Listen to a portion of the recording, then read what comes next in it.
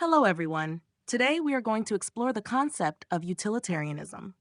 This discussion follows our previous exploration of Epicureanism, during which I realized there were complementary aspects to address, especially the link between Epicureanism and utilitarianism.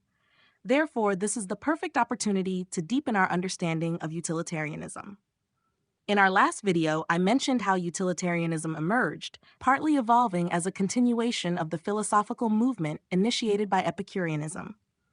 Mainly recognized in the 18th century through thinkers like Jeremy Bentham, utilitarianism has its roots much earlier in previous philosophies. For example, the empiricist movement of the 17th century and its persistence into the 18th century under the influence of figures such as David Hume laid the groundwork for utilitarian thinking. But what exactly is empiricism?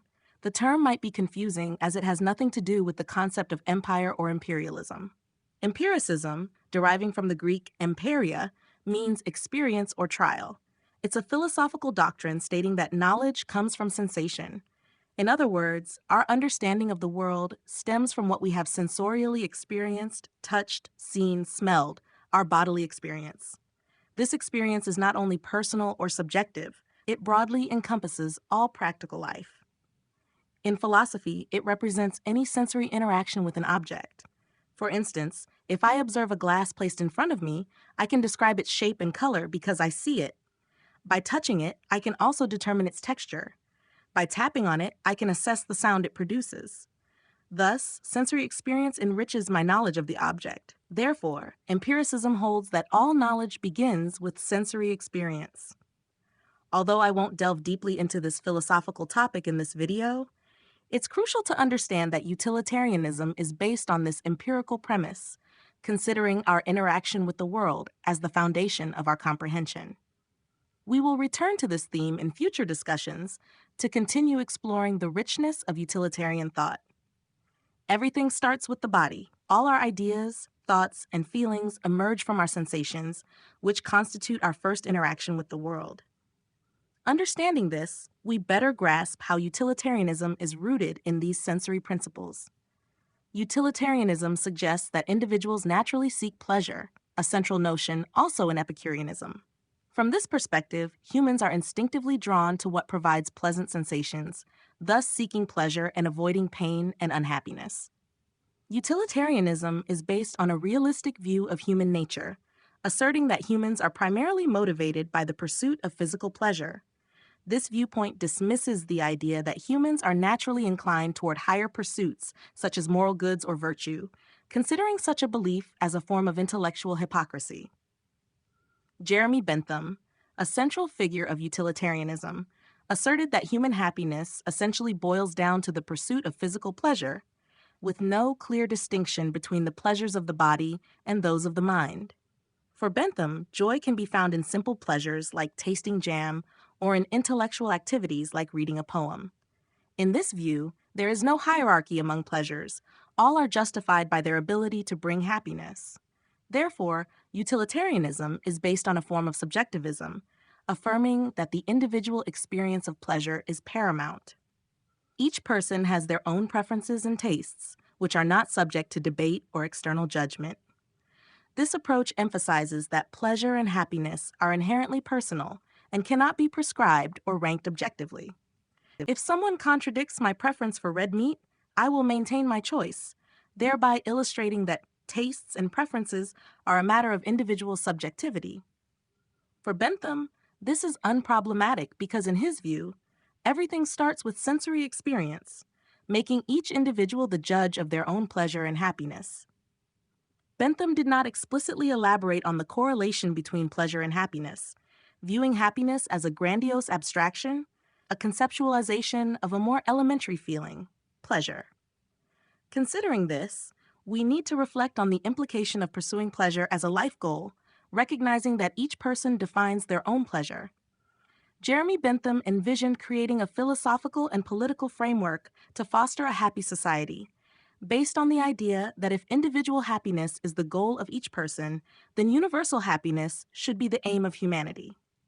He rejected the notion of a traditional moral system, arguing that any consideration beyond pleasure was superfluous. In his reasoning, Bentham challenged moral norms as intellectual constructs disconnected from the fundamental human reality. He viewed concepts of good and evil, dignity, and respect not as absolutes, but as disguised means to achieve pleasure and happiness. Thus, Bentham considered morality not as a set of intrinsic rules to follow, but as a pragmatic means to achieve collective happiness. He suggested that moral principles, such as the prohibition of killing, are designed to minimize suffering and promote overall well-being. But in absolute terms, these principles have no tangible foundation beyond their utility in reducing suffering. According to him, morality should be simplified to focus directly on happiness, eliminating unnecessary intermediaries. Bentham criticized concepts like dignity, viewing them as vain constructs without grounding in material or sensory reality, thus highlighting his utilitarian approach that prioritizes tangible experience and pleasure. Dignity is simply perceived as a bodily reaction to what we consider violations of its supposed essence. When we see someone suffering, our own internal pain is often a manifestation of empathy, a physiological phenomenon that makes the suffering of others intolerable, as it evokes a potential threat to our own well-being. Although Bentham may not have been aware of these scientific interpretations, he intuitively understood that certain behaviors be explained physiologically, questioning the abstract notion of human dignity. This view was long treated as an unquestionable moral axiom, without material or empirical basis. Bentham questioned these traditional concepts, arguing that they were disconnected from bodily and sensory realities. For him, the pursuit of happiness was not an abstraction, but a tangible physical and sensory experience. From this perspective, he advocated for a direct approach to achieving happiness, considering physical pleasure as the very essence of a happy life. Utilitarianism, as conceived by Bentham, is summarized by the maxim, "the greatest happiness for the greatest number," indicating a vision that extends beyond individualism. This philosophy does not advocate for isolated happiness, but encourages each individual to contribute to the collective well-being, asserting that happiness and pleasure are universal values. In this view, utilitarianism does not give a predominant place to the individual, but rather to the community as a whole. Bentham recognized the importance of individual happiness, but within a broader framework that values collective happiness. This approach is reflected in the idea that pleasure and happiness should be maximized and shared, without sacrificing one for the other. The utilitarian vision also includes animals in its scope, recognizing that if animals can feel sensations, they should be considered in the quest for universal happiness. Contemporary thinkers like Peter Singer have adopted this perspective, extending utilitarian principles to encompass all beings capable of experiencing pleasure or pain. In a politico-philosophical system aimed at the greatest happiness for the greatest number, it is crucial to consider the suffering and pleasure of all sentient beings. Utilitarianism thus transforms philosophy into a kind of social mathematics, quantitatively measuring overall well-being. Bentham does not precisely define what is good or bad, but leaves the evaluation to individual feeling, while aiming for collective maximization of happiness. This concept leads to a hedonistic calculus, where moral decisions are based on calculating the overall consequences in terms of pleasure and suffering. This idea, though clear in theory, poses challenges in practice, as illustrated by the hypothetical example of a stranger mistreated by a community. If this community, by its number, experiences collective pleasure in the act of violence, then according to a strict utilitarian analysis, the cumulative pleasure could justify the act, despite the extreme suffering inflicted on the individual. In this scenario, utilitarianism assesses the action based on the overall balance of pleasure versus suffering. If the act generates more collective pleasure than individual pain, it could be considered justifiable, challenging traditional notions of morality that would undoubtedly condemn the act as immoral. Utilitarianism, therefore, focuses on assessing the consequences of actions, setting aside abstract moral principles to concentrate on the tangible outcomes in terms of happiness or suffering generated. This calculative pragmatism defines the morality of an act by its net balance of pleasure, suggesting that the rightness of an action essentially depends on its ability to increase overall well-being. Let's take a moment to reflect. Utilitarians assert that everything starts with the body, and that our interaction with the world is primarily sensory. They emphasize that humans are naturally drawn to what brings them happiness, asserting that the pursuit of happiness is a priority because it reflects the ultimate goal of humanity.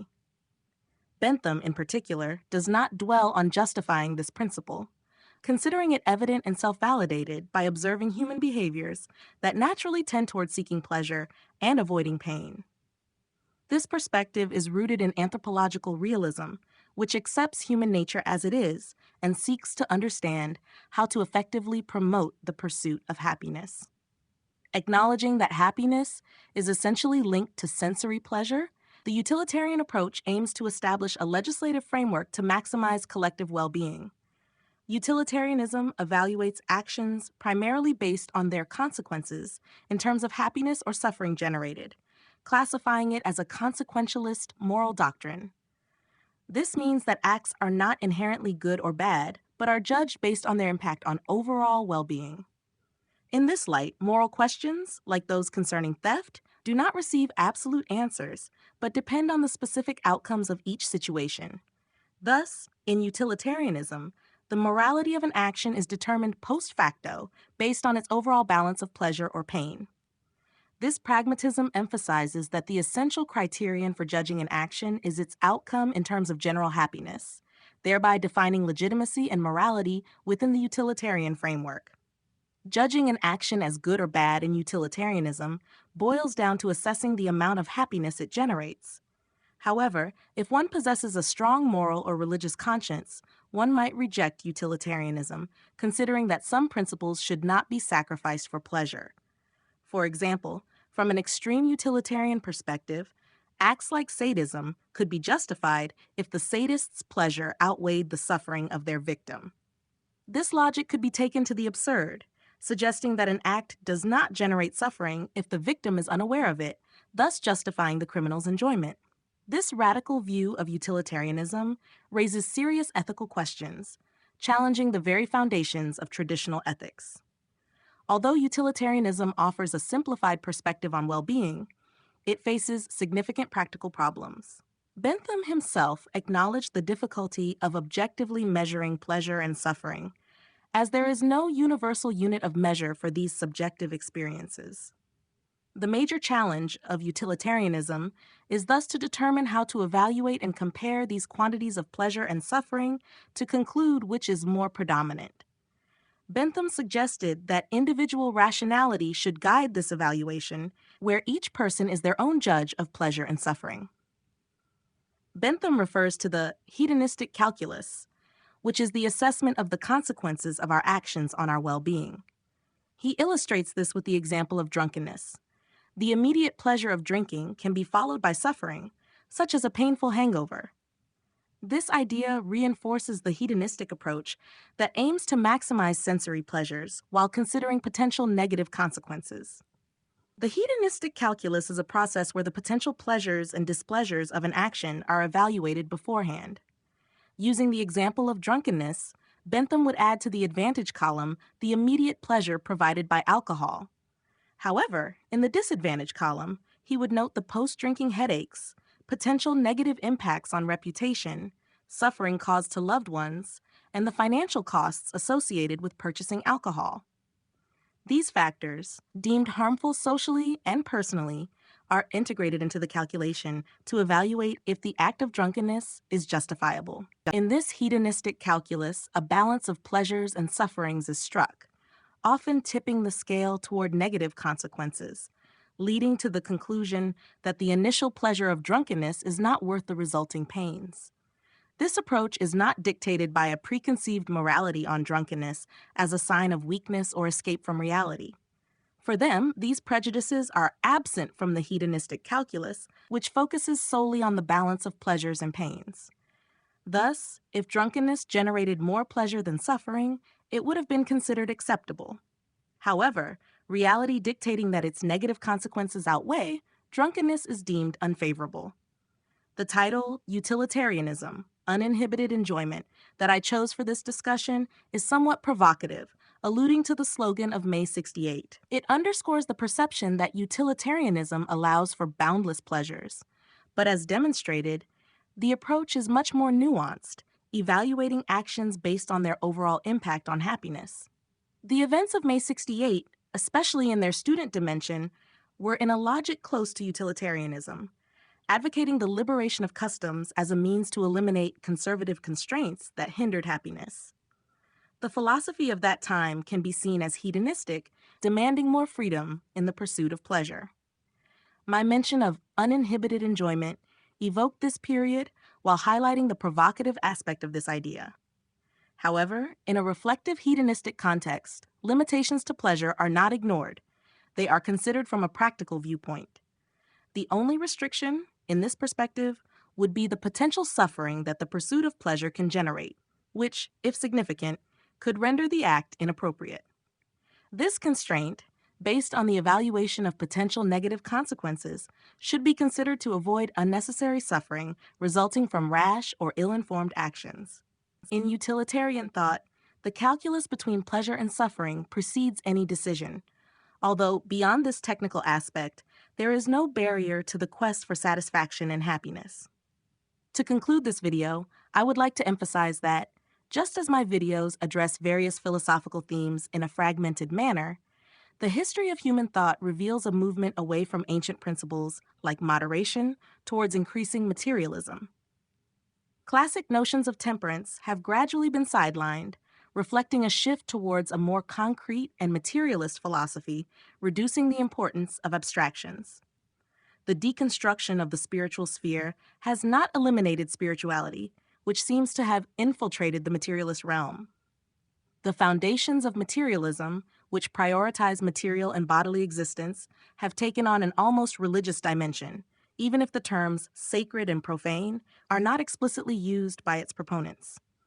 This observation leads to the question of whether, for them, these materialist principles are incontrovertible and take the form of dogmas, absolute truths beyond dispute, because challenging them would be to defy established logic.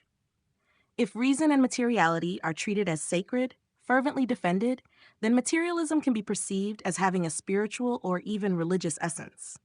Conversely, if these principles are open to criticism and philosophical debate, then materialism does not have a religious character and remains a debatable philosophical perspective. In conclusion, this reflection invites a deeper exploration of the nature of materialism and its interrelation with spirituality.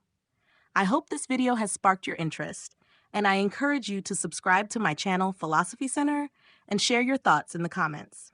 Your interaction will enrich our community and inspire future content. Thank you for your attention, and see you soon.